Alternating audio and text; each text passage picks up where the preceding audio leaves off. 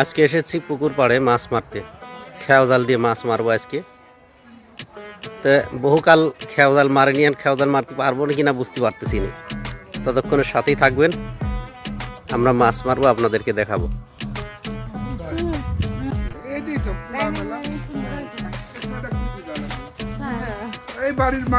পুকুর পাড়ে যাচ্ছি এই রাস্তা দিয়ে।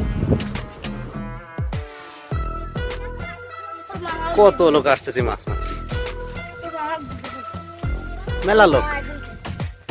আজ কি মাছ যে মারবো আজ বুঝবেন সব জনগণ। গুইসাপ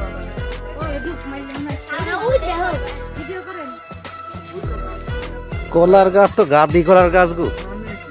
কলা হলেই যে 100 200 300 এক পন 40 হলেই 300 টাকা এখন কি দাম। ফোন নাও রফিকুল মামা কানালে খালি পুহির আর পুহির বর্ষা। চলো আজ একটু বাউলিতে ঘুরে আসি।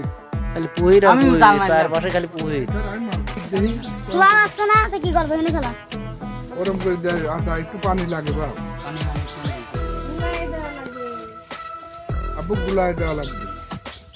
এখন কি মাছ আসে যাবে না? মাসে মাছ আসে যাবে, আর হলে মাছের সাথে চিটারি করে মারিলে চলে যাবো আমরা। ওদিক দৃষ্টি দিয়া ওদিক দৃষ্টি ওদিক নে তো চল আয় এনে মাছ আছে অন্য দিক খেলা দে জাল ডালে তুই জাল ডালে ও কি আসো আইছিস? এসব যা টানা নেই।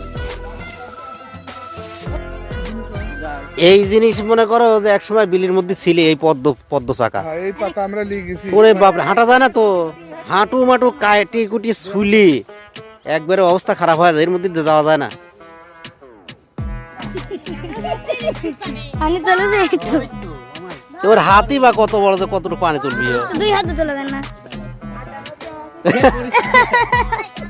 এবার শাড়ি দিয়ে 2 হাত দিয়ে তুলুক। দেই দিলা দে তুই এলা বড় গাল এই মুড়ে ওই জাল ফেলাইলাম ঠিকই, কিন্তু মাছের কোনো আনাগোনা দেখতেছি না। নতুন পুকুর তো, ছোট ছোট পোনা মাছ ছাড়া হয়েছে।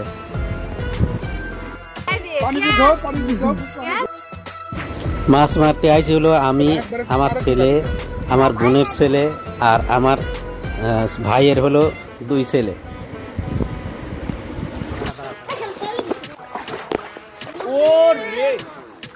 এত কষ্ট করে মাছ মারলাম, কিন্তু দুঃখের বিষয় যে আপনাদের যে দেখাবো যে মাছ আসলে সেরকম